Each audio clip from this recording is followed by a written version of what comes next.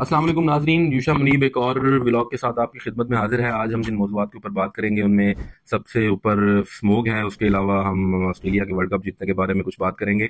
उसके अलावा हम बात करेंगे आज एक पुलिस मुकाबले की, और उसके अलावा एक और वाक़े की बात करेंगे जो चकवाल के एक मदरसे में पेश आया।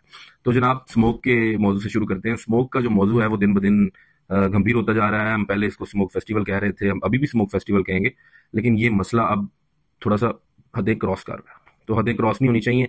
सूरत हाल ये है कि मुल्तान भी स्मोक फेस्टिवल के अंदर पहले नंबर पे आ गया, यानी कि मुल्तान में भी स्मोक फेस्टिवल शुरू हो गया। तो जनाब, मुल्तान में स्मोक फेस्टिवल शुरू होने की क्या वजह हो सकती है, जबकि फसलें तो सारी जो हैं वो यहाँ पे सेंट्रल पंजाब के एरिया के अंदर जलाई जाती हैं, वहां पे भी जलाई जाती होंगी वैसे, लेकिन चावल चोना जिसे कहते हैं वो ज्यादा मूंजी, वो सारी इस एरिया के अंदर होती है। तो स्मोक जो है वो बुनियादी तौर के ऊपर एक बदलते हुए एनवायरनमेंट का फिनोमेनॉन भी है। और दूसरी बात यह है कि जो फसलें जलाने की वजह से इसमें थोड़ा बहुत फर्क तो जरूर आता होगा, लेकिन ऐसा नहीं है। इसमें बाद दफा हमारे दोस्त जो है ना वो ये भी कहते हैं कि इंडियन दुश्मनी में ना जरा इंडिया के साथ खार भी है ना, हिंदू वहां पे फसलें जलाते हैं तो हमारा इन्वायरमेंट खराब होता है। भाई ऐसा कुछ नहीं है, वो बड़े सालों से फसलें जला रहे हैं, आप लोग भी जला रहे हैं, कभी भी नहीं स्मोक आई थी। ये जो नई चीज है ना, ये कुछ और है फिर। तो इसमें आप कोशिश करें समझने की, हमें भी समझाने की कोशिश करें कमेंट्स के अंदर कि ये किस तरह से आ रही है। बहरहाल इसके ऊपर एक और मजेदार बात ये हुई है कि जस्टिस शाहिद करीम साहब ने ये फैसले में कहा है कि आप साइकिलिंग को फरोग दें।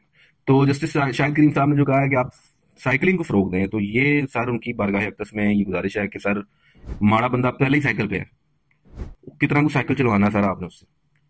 सर साइकिल, लोग गाड़ी सर इसलिए नहीं चलाते कि उनको गाड़ी चलाने का शौक है। सबको पता है कि ट्रैफिक बहुत होती है और गाड़ी पे बड़ा टाइम लग जाता है। मसला सर ये है कि गर्मी बहुत होती है सर, 40 डिग्री में कौन पैदल चले। तो गरीब आदमी तो बेचारा फिर जा ही रहा है, लेकिन जिस बंदे के पास इस्तिताद है वो फिर कोशिश करता है कि मैं एसी वाली गाड़ी लूं और एसी में चलता हुआ जाऊं, ताकि ये जो गर्मी की वजह से मत मारी जा रही है ये ना मारी जाए। तो हमारे यहाँ लंदन का और हॉलैंड का ट्रांसपोर्ट सिस्टम बहुत अच्छे हैं, लेकिन यहाँ पे लोग इसलिए ट्रांसपोर्ट सिस्टम को आसानी के साथ अडॉप्ट कर लेते हैं क्योंकि उन्हें मौसम का मसला नहीं है, या अगर मौसम का मसला है भी तो वो सर्दी है जिसको जैकेट वैकेट पहन के कवर किया जा सकता है। यहाँ पे सूरत हाल ये है कि आपने किसी मीटिंग में जाना होता है और आप घर से निकलते हैं, कॉटन का सूट आपने पहना होता है, कॉटन के सूट के जनाब ऐसे जनाब जिसे कहते हैं ना नचोड़े निकलते हैं, उसमें से पूरे तूफान निकलते हैं, दरिया निकलते हैं आपकी बॉडी के अंदर से, फिर उसकी स्मेल आती है। तो वो आप, तो जो बंदा फिर अफोर्ड कर सकता है वो ये कहता है कि यार चुप करके गाड़ी में एसी लगा के जाओ, साथ हल्की सी मौसीकी भी हो, हल्की हल्की ढोलकी बजती रहे, तो जरा मजे से बंदा चला जाता है, अगले को भी जाके शक्ल दिखाने के काबिल होता है। तो असल में मसला हमारा एक बहुत बड़ा मसला मौसम है, वरना ऑरेंज लाइन और मेट्रो बस जो है इसका एक पूरा नेटवर्क मौजूद है, स्पीडो बसें मौजूद हैं। और मेरा ख्याल ये है कि आप मेन लाहौर में अगर किसी भी जगह पे रहते हो तो 10-12 मिनट की वॉक पे आपको स्पीडो का कोई ना कोई स्टेशन मिल जाता है। स्पीडो से आप ऑरेंज लाइन ले सकते हैं, ऑरेंज लाइन से आप चेंज कर सकते हैं मेट्रो बस, और मेट्रो बस से दोबारा आप स्पीडो लेके फिर अपनी जगह पे जा सकते हैं जहां पे आप उतरेंगे, वहां से फिर 10-12 मिनट की वॉक पे आपकी मंजिल होगी। तो कम से कम मेरे तजर्बे में ये बात आई है। तो सर, असल मसला साइकिलिंग का नहीं है। खान साहब भी कहते होते थे कि साइकिल जो है ना वो, मैं साइकिल पे जाया करूंगा। तो सर कोई आए साइकिल पे? वो नहीं आया जाता ना सर, साइकिल पे कौन आए बनी गाला से। चले आते हुए तो आ जाएंगे, आप साइकिल नीचे रिड़ती हुई आएगी, ऊपर जाते हुए कैसे जाएंगे? साह चढ़ जाता है सर, गर्मी बहुत है, मसले बहुत और तरह के हैं यहाँ पे। तो इस वजह से ये फिजिबल नहीं है मेरे ख्याल में लाहौर में। अगर आप समझते हैं कि साइकिलिंग को फरोग दिया जा सकता है तो ये शायद काफी मुश्किल काम होगा। बहरहाल दुआ करनी चाहिए और जो हो सकता है वो भी करना चाहिए। अच्छा, हमारे यहाँ एक और मसला जो बहुत ज्यादा है वो ये है कि स्मोक के दिनों में गवर्नमेंट कह रही है कि आप मास्क लगाएं। तो भाई हमने तो मास्क कभी कोरोना में नहीं लगाए थे, कोविड आ गया, हमारे हर गली में 3-3 बंदे मर गए, लेकिन सर हमने मास्क नहीं लगाया। तो मोहसिन नकवी साहब से गुजारिश है कि ये हम वो कौम है जिन्होंने बंदे मरते देखे लेकिन मास्क नहीं लगाया। आप हमें ये छोटी मोटी स्मोक फेस्टिवल के दौरान कह रहे हैं कि आप मास्क लगाएं, तो सॉरी सर, इस तरह ये हम ये वो कौम ही नहीं है, हमने नहीं लगाने मास्क। वैसे अल्लाह का वास्ता सर मास्क लगा लिया करें, क्या फर्क पड़ता है, नक थोड़ा जब बचेगा कुछ तो अंदर जाने से रुकेगा ना। तो वो हमें किसी दोस्त ने कहा ना कि ये स्मोक की दौरान ये सूरत हाल होती है कि हर आदमी जो है ना वो एक दिन में 15 सिगरेट पीता है। तो मैंने कहा यार इन पे तो टैक्स लगना चाहिए, ये फ्री की सिगरेट पी रहे हैं, एक एक डब्बी फूक रहे हैं रोजाना की यार। मतलब देखना, सिगरेट अच्छी खासी महंगी हो गई यार, आप फ्री में पी रहे हैं 15-15 सिगरेट एक दिन के, तो अल्लाह जानता है, तौबा। अच्छा जी, चले इसके अलावा दूसरी जो हमने बात करनी है आज वो है कि इकबाल टाउन, अल्लामा इकबाल टाउन लाहौर में एक पुलिस मुकाबला हुआ।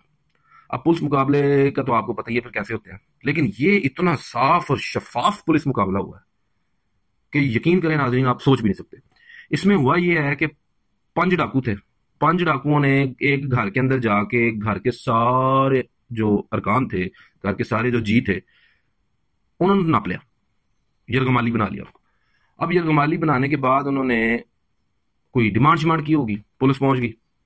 अब पुलिस ने जाके किया पुलिस मुकाबला किया, और आप सलूट पेश करते हैं पंजाब पुलिस को जनाब, उन्होंने एक खिड़की नहीं टूटने दी, कोई शीशा नहीं टूटा, किसी यरगमाली को खराश तक नहीं आई। 5 के 5 डाकू पुलिस ने मौके पे मजाहमत करते हुए मार दिए। आप समझ रहे हैं मेरी बात? कोई गोली का निशान नहीं नजर आया, किसी यरगमाली को कुछ नहीं हुआ, कोई खिड़की नहीं टूटी, इवन के आप यकीन करें कोई खून का धब्बा तक नहीं मिला। और अल्हम्दुलिल्लाह पुलिस ने 5 डाकुओं को जो है वो जहन्नुम वासिल कर दिया। तो ये जनाब पंजाब पुलिस का कारनामा है। मेरा ख्याल है कि इस पर सलूट करना चाहिए, और हमें खुद सोचना चाहिए कि जो पुलिस इस तरह के पुलिस मुकाबले कर सकती हो, उस पुलिस से सर बचना चाहिए। अल्लाह का नाम है, उससे बचना चाहिए। ये डरा करे पंजाब पुलिस, सलूट किया करे जैसे को नजर आए ना, ऐसे करके सर ये हमारे वास्ते बाहर है भाई। हैरानगी है यार, मुझे आज तक हैरानगी है। मतलब क्या क्या ही यार, वैसे पोले डाकू साबित होने। खैर, अच्छा जी, दूसरी फिर एक और बात हमने जो आज करनी है वो है कि चकवाल के एक मदरसे से आपने खबरों में सुना होगा, बड़ी अजियतनाक खबरें हैं। वैसे यार ये चकवाल के एक मदरसे में खबर ये है जनाब कि चकवाल के एक मदरसे के 2 साथिजा ने 15 तालिब इल्मों से कई बार जो है वो ज्यादती की, और उन 15 बच्चों के वालिदैन में से जो 4 बच्चों के वालिदैन हैं, उन्होंने इस वाक़े के ऊपर तशवीश का इजहार किया। आप समझ रहे हैं बात? यानी कि 4 वालिदैन ने तशवीश का इजहार किया कि यार ये क्या मतलब बात हुई, ऐसा तो नहीं होना चाहिए था। सर ये हमारे यहाँ सूरत हाल पैदा हो चुकी है। आप अंदाजा करें, देखें, ये कोई पहला वाकया नहीं है। मदरसों में हम इस तरह के वाकयात बहुत अरसे से देख रहे हैं, और ये रूटीन का वाकया बन चुका है। और ये जो सब कुछ हो रहा है अभी इस वक्त के, मोहसिन नकवी साहब मदरसे में गए हैं, उन्होंने जाके उन बच्चों के वालिदैन से मुलाकातें की हैं और उनको शाबाश दी है कि आप आगे आए और आपने रिपोर्ट किया। नाजरीन, आप अंदाजा करें कि ये वाकयात रिपोर्ट भी नहीं होते। तो ये हम जिस मुल्क में रह रहे हैं, खुदा का वास्ता है, इसको बेहतर करने के लिए कोई ना कोई छोटा सा सही वो हमें अमल करना चाहिए, एक्शन लेना चाहिए। चाहे इस वीडियो को शेयर करने के नतीजे में कि लोगों में अवेयरनेस है, ये भी आप कर सकते हैं। कुछ तो करें, आप खुद एक वीडियो बना लें, जो भी करना है, लेकिन ये करें।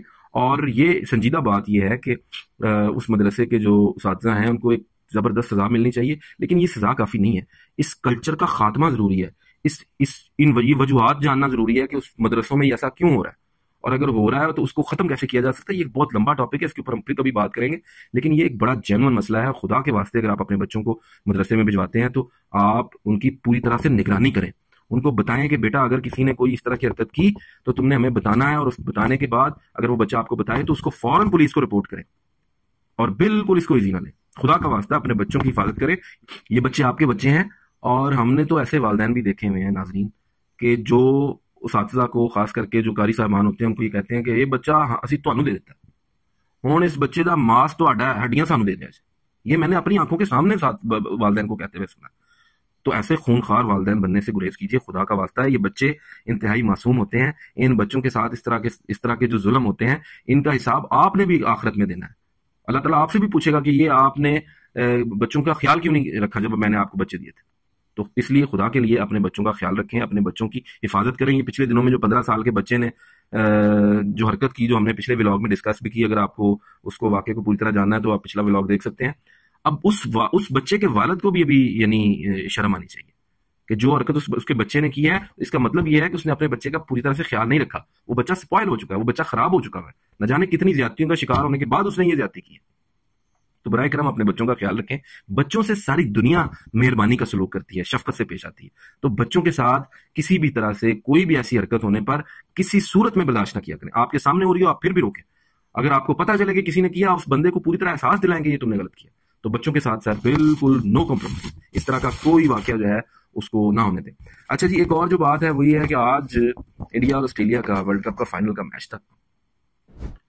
तो जनाब इंडिया हार गया और ऑस्ट्रेलिया जीत गया, ये खबर तो आप सबको पता ही है।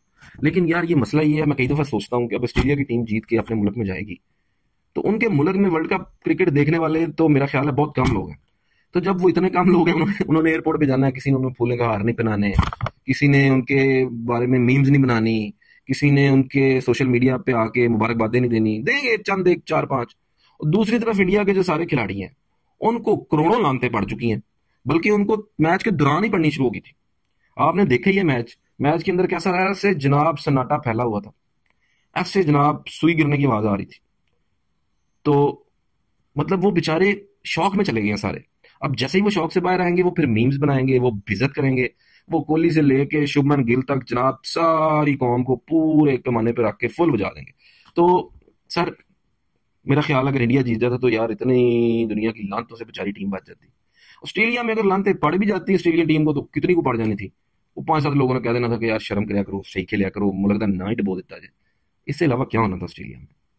सर बहुत शुक्रिया, आपने हमारा व्लॉग देखा, उम्मीद है आपको पसंद आया होगा। अगर नहीं पसंद आया तो बराए करम कमेंट में आके आप बताएं कि आपको क्या चीज़ पसंद नहीं आई। हम इंशाल्लाह अपनी सलाह करने की कोशिश करेंगे। दुआ में याद रखिएगा, आपका बंदा ना चीज़ यूशा मुनीब आपसे ज़्यादा चाहता है। Thank you so much.